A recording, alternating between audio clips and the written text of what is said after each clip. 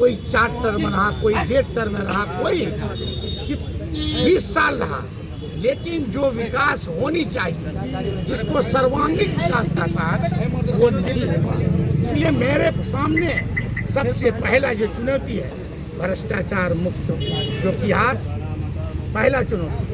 दूसरा, एजुकेशन में जो चरमराया हुआ व्यवस्था वो, और स्वास्थ्य में जो ऐसा चरमराया जो व्यवस्था है वो मेरे लिए चुनौती है। और सभी रोडों का जर्जर जो स्थिति है वो मेरे लिए चुनौती है। आप देखे होंगे बहुत जल्दी मैं आरटीआई से मैंने एक्सट्रीम इंजीनियर आरी से बात किया है। बहुत जगह अभी एमआर रोड का डीपीआर तक नहीं बना है और शाहनवाज साहब का शिलान्यास कर दिया है। सबसे पहली बात, एमआर रोड यानी जो सड़कें बन गई हैं, सरकार का नियमानुसार 5 साल में उनकी मरम्मती होना लाजमी है और होगा ही। आप एमएलए अनुशंसा करें नहीं करें, अनुशंसा होता भी नहीं है। सरकार के नज़र में 5 साल पूरा रीटेंडर होगा एमआर के रूप में और बनना है, लेकिन वो भी नहीं हुआ है। हाँ, तब लोगों का वहाँ पर उपलब्धि हम मानते कि कोई यहाँ पर स्टेट हाईवे बन जाता, सभी रोड सड़कें जो है चौड़ी हो जाती, कोई नया बन जाता, कालीकरण हो जाता, तब तो मानते कि विकास हुआ है। जो रोड बना हुआ था उसमें छिलमाट हो रहा है।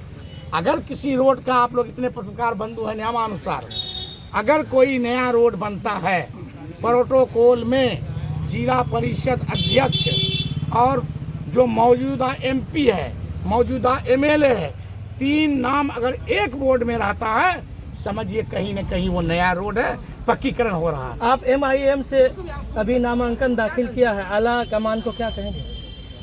आला कमान से मैं कहूँगा कि वो मुझे जिस पर जितना विश्वास जताया है, उनके विश्वास पर 100% हम खरा उतरेंगे इंशाअल्लाह। जो कि 8% ज़मीन है, पुनः ज़्यादा खाद उड़िया के साथ जो 20 मन होता था वो 100 मन होता। सर, एक सवाल का जवाब आपसे लेना चाहेंगे। एक तरफ तेजस्वी यादव रोजगार की बात कर रहे हैं, तो वहीं प्रशांत किशोर बिहार बदलाव की बात कर रहे हैं। क्या इस बीच आप टिक पाएंगे?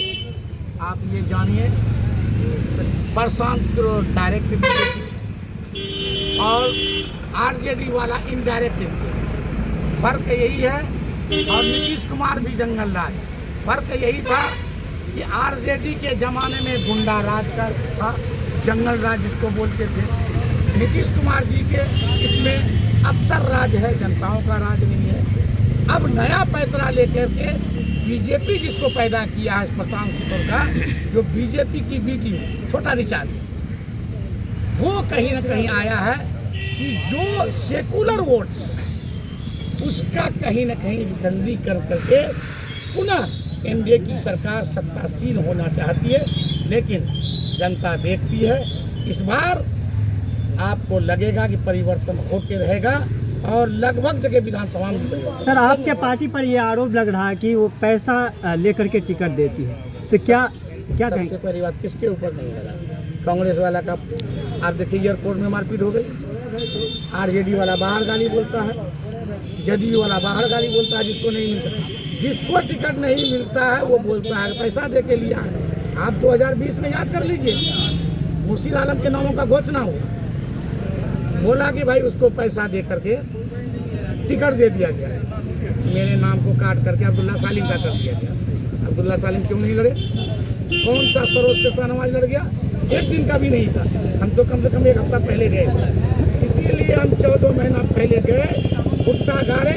आप ही सभी लोग गवाह हैं, ये सभी पत्रकार, आप कम से कम ज़्यादा गवाह हैं कि हम 43 सभा किए हैं और संगठन का काम किए हैं। प्रत्येक पंचायत में मेरा 100 से ऊपर संगठन है, प्रत्येक बूथ में मेरा बूथ कमेटी है। किसके पास इतना मजबूती है? आप मेहनत का फल मानते हैं? फल मानते 100%। ठीक, धन्यवाद।